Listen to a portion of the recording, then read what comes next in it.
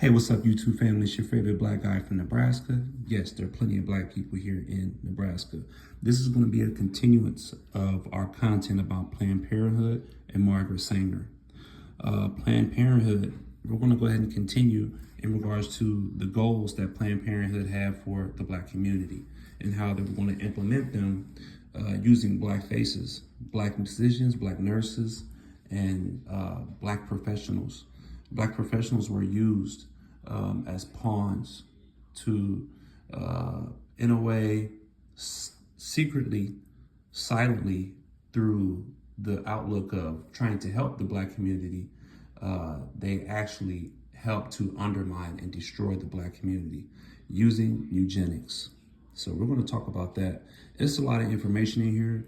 We're not going to read all of the information, okay? We're going to go ahead and highlight the important things. So there were specific goals. There were 5 ways that they were going to undermine the black community using eugenics and using black professionals. One we see here was employ a full-time Negro physician who has great respect for so-called white doctors. And we'll get into the definition right now of what a physician is. A physician, medical practitioner, medical doctor, or simply doctor is a health professional who practices medicine, which is concerned with promoting, maintaining, or restoring health through the study, diagnosis, prognosis, and treatment of disease, injury, and other physical and mental impairments. Physicians may focus their practice on certain diseases, categories, types of patients, and methods of treatment known as specialties, or they may assume responsibility for the provision of counting and comprehensive medical care to individuals, families, and communities, known as general practice. 2, medical practice properly requires both a detailed knowledge of academic disciplines, such as anatomy and physiology, underlying diseases and their treatment, the science of medicine, and also a decent competence in this applied practice, the art of craft of medicine. Both the role of physician and the meaning of the word itself vary around the world. Degrees and other qualifications vary widely. But there are some common elements, such as medical ethics, requiring that physicians show consideration, compassion, and benevolence for their patients. Consideration and compassion and benevolence for their patients are 3 things that Planned Parenthood had really no desire to implement on the black community. So this program is really is one of those programs where it really looks great. And the way they word the Planned Parenthood, you would think that, oh man, these people are really trying to help the community. But when you get down to the fine lining and you read in between the lines of what they were trying to do to the community, it was literally population control, but dressed up in something that was great. And we're going to read a letter written by W.E.B. Du Bois that, if you read in between the lines, if you understand certain wording, you'll see, like, hold on, this guy is pretty much saying that since black people are in such a bad place, that they should not be producing. But why are you only telling black people that? And you're not telling anybody else that. You're not telling poor whites that, but we're telling black people that. And see, these people are being used by people like Margaret Sanger as leaders in our community. So, and it continues on to today. So, number 1, employ a full-time Negro physician who has great respect for so-called whites. And we see that every day. This gentleman's name is Paul B. Cornely, MD. He's the head department of bacteriology, preventive medicine, and public health, Howard University.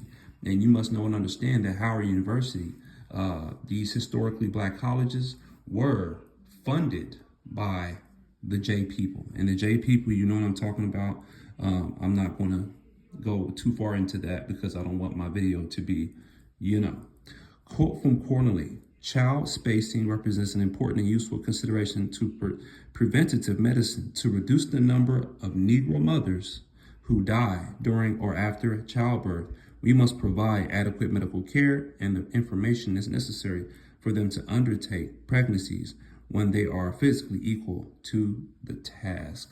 So to help reduce the number of Negro mothers dying, what are you going to do? So, like I said, That was his goal, right? Like, I'm trying to help the community. But what is the underlying, what are you really going to do that's going to cause, like, what is going to cause, for the community to happen to the community to help this happen? So, yeah. 2, make it a totally so-called Negro profession, meaning hiring only so-called white Negro nurses, hospital social workers, as well as counties white doctors. So on the outsiders, look like, this is great. You have all these black people, all these black professionals desiring to help make the community better. But at the top of it, you have white doctors who are willing, doing the bidding for Planned Parenthood and continuing to dwindle down the numbers of the black community. This lady's name is Ethel Massey Riddle Osborne. And we're going to go ahead and we know what she was there to do. We're not going to get into too much of all that. This is just a description of, like her biography of what she does. And we know what she was there to do.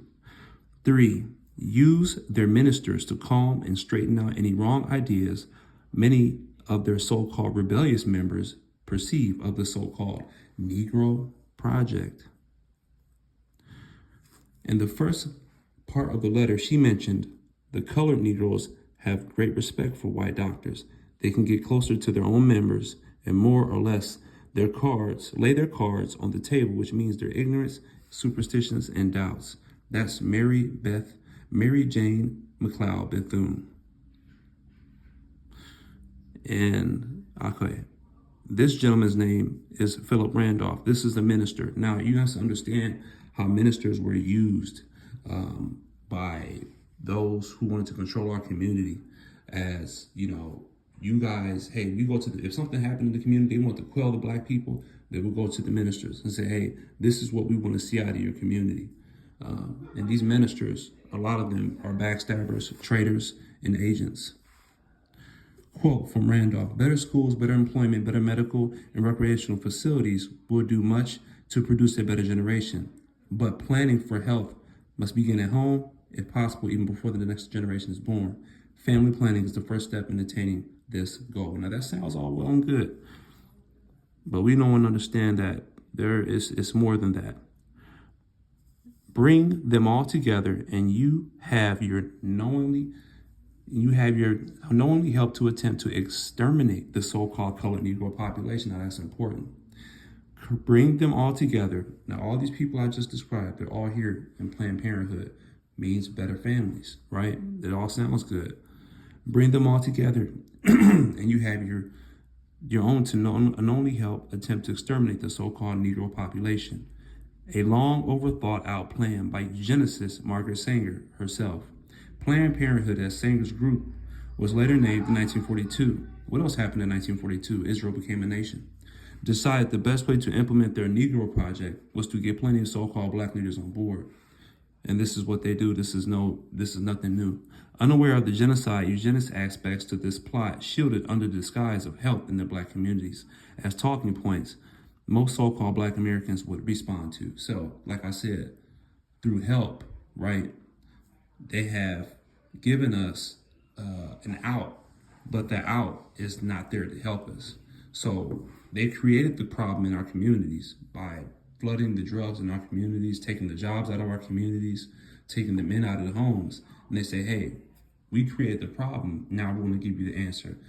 And the answer is just more destruction, dressed up as help. When you read the quotes, you will get a sense that these four did not write them, and they are written in a way which can be interpreted depending on which side you're looking at the statements. One side being activists and eugenicists. So whether they knew or didn't know, maybe they were used as they were being used, and they didn't know they were being used. But these people were being used. A 1919 circular letter from Margaret Sanger to W.E.B. Du Bois asking for financial support for the birth control movement. She asked if he would be willing to donate cash funds and have a lecture in his hometown supporting birth control and the Negro project. You know, W.E.B. Du Bois, he was one of those people, man. Whether he knew or didn't know, I'm pretty sure he knew he was being used and the type of person he was. And you will see the type of person he was after we read this. Not exactly sure when W.E.B. Du Bois responded, but 13 years later, Margaret will publish a lecture he did about birth control in a 1932 promotional piece in Here magazine Birth Control Review, which ran from 1917 to 1940 as a way to spread awareness on female birth control among the white population and propaganda towards the so-called colored population.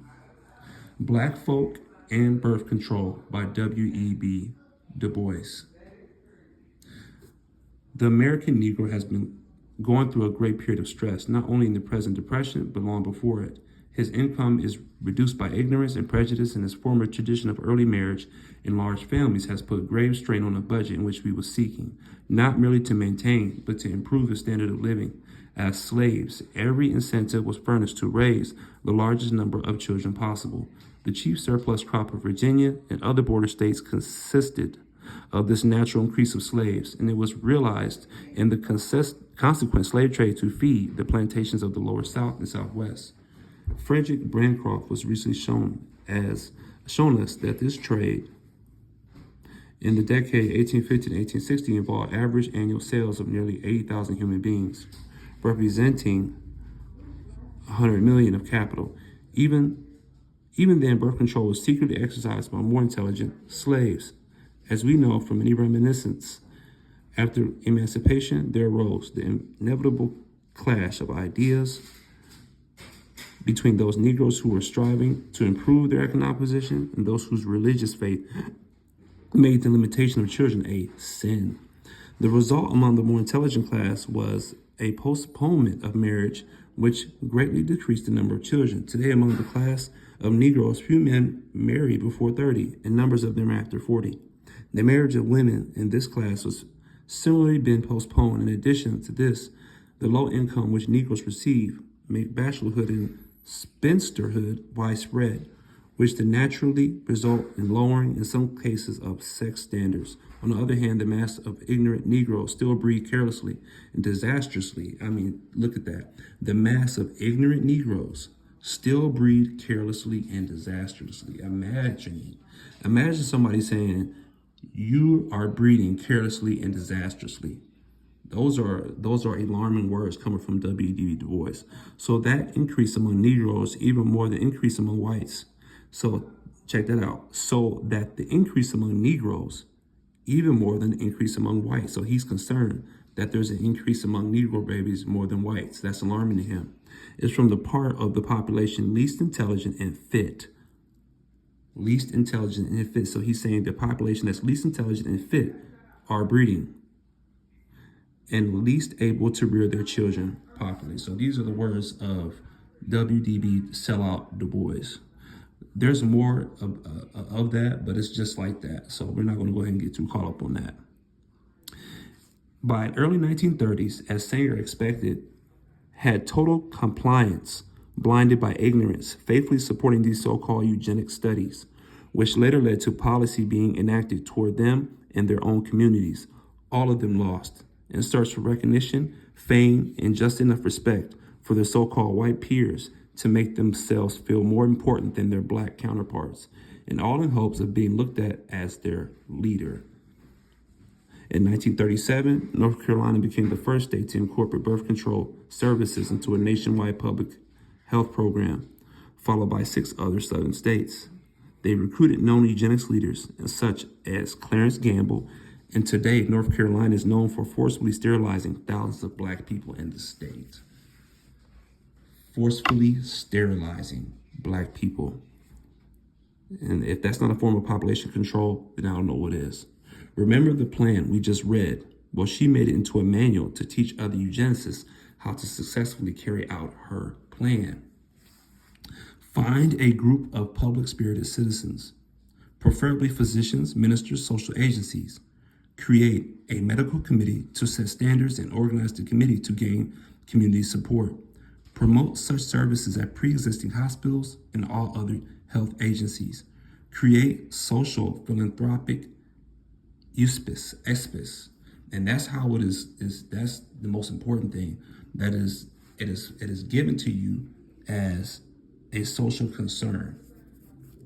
But in the core of it is just population control.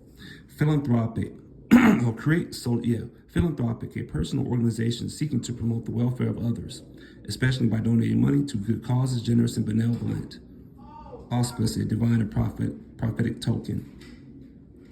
Birth Control Clinic Research Bureau, later called MSRBR, pamphlet, How to Establish a Birth Control Clinic. Smith College Library's digital collections. They started to create clear advertisement posters that clearly had coded language only ones knowing her plan would understand. When you look at this poster, what do you see? Some might just see illustrations of babies and people, but the cleverness of this poster is everything was colored in white to give reference to so-called Negro babies and families who are being illustrated within the ad. Birth Control Federation of America poster, 1/2 of all babies are born to low-income families by Birth Control Federation of America. In the late 1930s, birth control lobbies began to focus on high birth rates and poor quality of life in the southern states, alerted to so-called alarming southern poverty by a 1938 U.S. National Resource Committee report, which asserted that southern poverty drained resources from other parts of the country. Wow. Not long after, a team led by eugenicists and supporters alike, Margaret Sanger and her organizations, which grew from American Birth Control League and Sanger's Birth Control Clinical Research Bureau, which later became known as Planned Parenthood Federation of America, Inc. Planned Parenthood sought to implement the so-called Negro Project. The public health problems of the Negro, when measured by all health standards, show that the Negro to be at a most unfavorable position, that the death rate is 50% higher than of the whites and 34% higher than the national average is 43%, the sickness rate greater.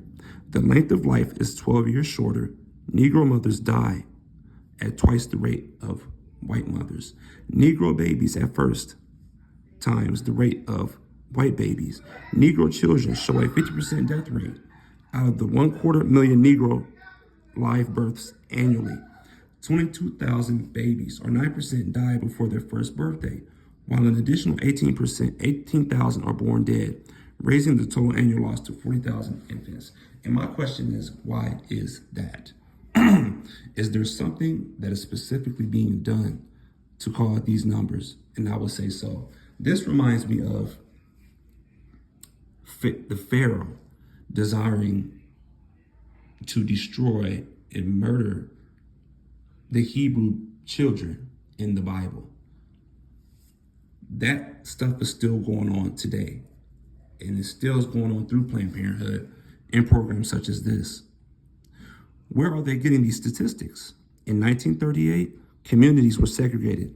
The so-called American Negroes had and ran their own thriving communities, hospitals, businesses. Here we go. Births were always performed by black midwives, who also helped give birth to thousands upon thousands of so-called white babies. Black midwives played an important role in ensuring so-called black mothers can access parental care that makes them feel secure and cared for. Why did the eugenics movement, specifically Margaret, focus on the South?